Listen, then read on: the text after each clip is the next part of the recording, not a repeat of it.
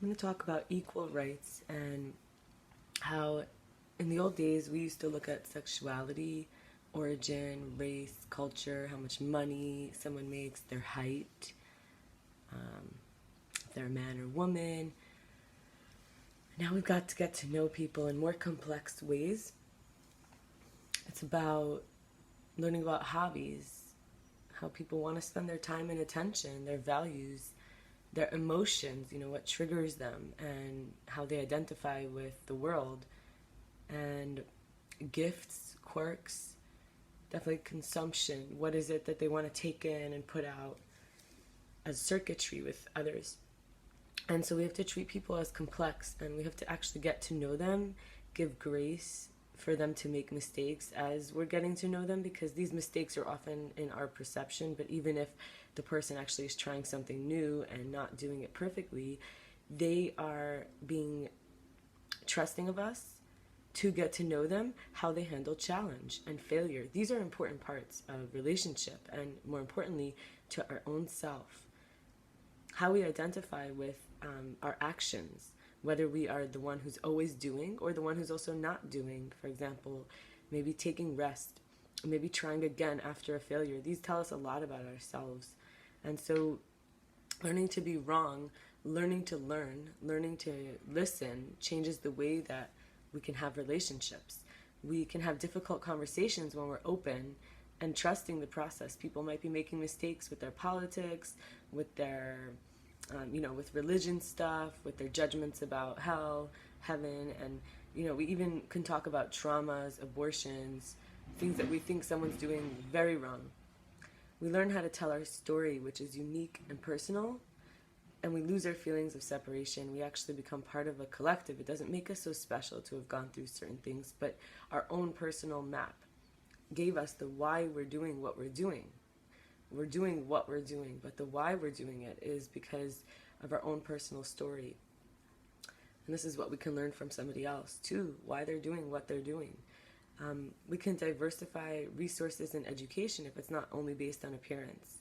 So we can actually learn from people you would never expect, the bus driver, the garbage driver, collector, to perhaps be very accomplished. And one might be a chef, and the other might be, somebody who makes beautiful collages. And it might be exactly what we're looking for to connect, but we think that somebody, based on the inherited mindset of what things look like, may be a match or not a match.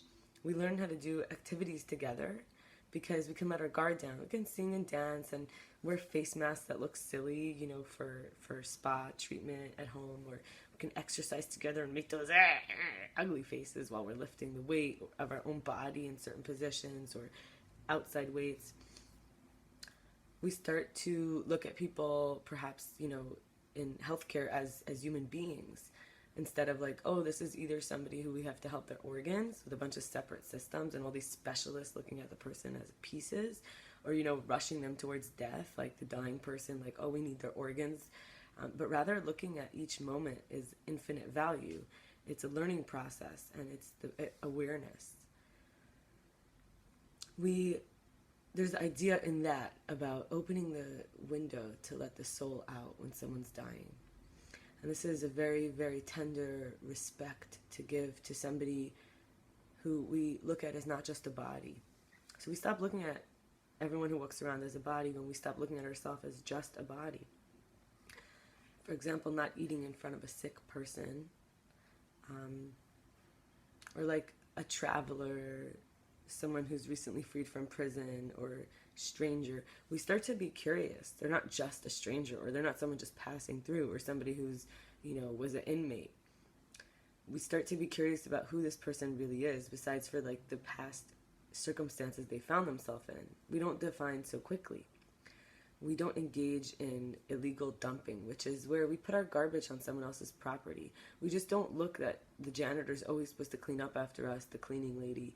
We start to actually look at our own mess and recognize that it's a spiritual practice, an emotional practice. To what goes in must come out. If things get dusty because of our own skin shedding, we can clean up after ourselves. We can look at our body as a machine that has to be taken care of. And part of that is the environment which houses the body, is the second body, the home. We don't violate others' homes. then kind of like letting children be so sensitive as they're growing and learning, we recognize that maybe they do want to take their socks off or have earplugs when they go to sleep or have a nightlight. And none of these things really define their strength or joy in the world. And it may be old fashioned to kind of, it's like bridging the generational gap to let a kid be sensitive. That's the biggest part, we play, whether we're having children or we are children, or just letting humans be sensitive beings who need to be respected for their sensitivity. And we're not so quick in trying to change them to fit into something that used to be like what we thought might feel safe. And we don't look into other people's wallets or plates. We recognize it's going into their body, it's their resources, it's their fuel, it's their allotment, their portion, and we don't compare it. Even if we compare today, it wouldn't be accurate because we don't know what happened yesterday and what will happen tomorrow for the other person.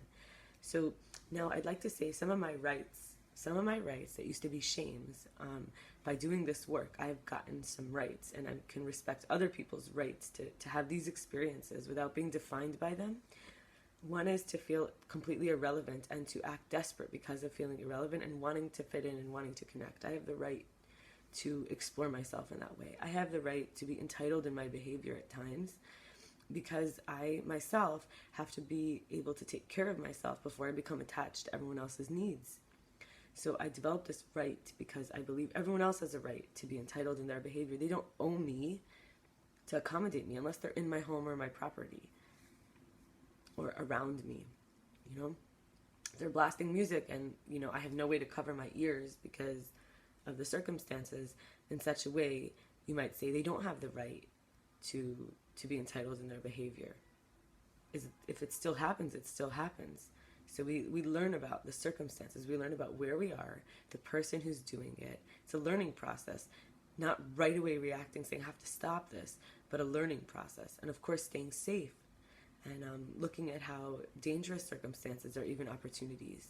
So when it feels dangerous, is a chance to connect with ourselves and the bigger picture of what's really happening in that moment. How we got there, how do we get out of there, and forgiving ourselves for being in the wrong place at the wrong time, because there's usually messages we have that we ignore, otherwise it wouldn't come up as danger.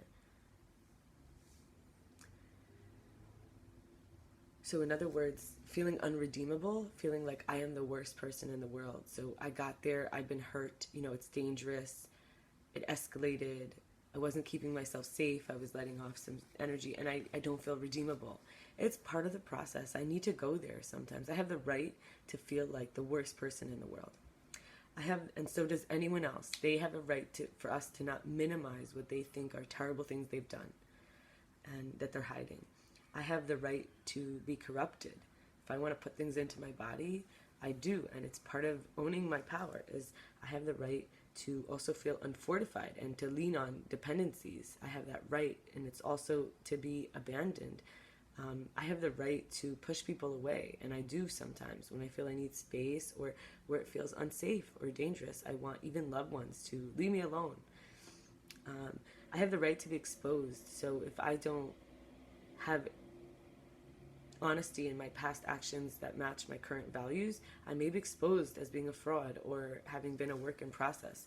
But I have that right to be that, and so does everyone else. And I have the right to be fake and not present. I have the right to be someone else other than myself and to put on a show. And I've done that when I feel like it's necessary. So I have these rights, and I also have the right to fail loudly. I have the right to fail and make a big deal about it and be shown to everybody as a failure. And I've sometimes kind of like arranged this, and so do others. I have a right to have my flow interrupted and and not be, staying present and feel like I can't, and then become controlling over people or time. And so some role models I've had for this who have loved me on the way, who have inspired me to keep going even when I have had to, satisfy my rights, in these areas, is some of the people of the lineage I grew up with is the Lubavitcher Rebbe. This is a Hasidic movement, and there's 7 most recent rabbis who are after the Baal Shem Tov. What it actually means is the master of the good word. So this is a mystical lineage of teachers and practitioners and students who want to be present for the divine at all times. And I'm grateful to have grown up in this lineage.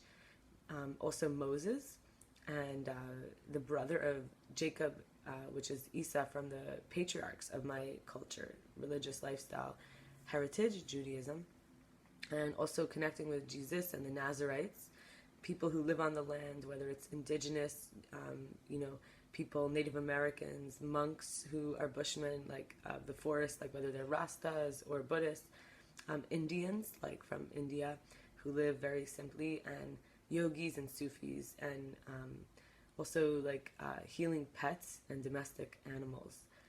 I also feel like I get the strength to continue with exploring myself based on how I've had the right to be who I am on the way, and to be known as a whole being who's constantly changing at ashram, the Ananda Ashram, upstate New York, and with somebody who's my companion for a lot of this journey. His name is Michael. He's like a lion energy for me.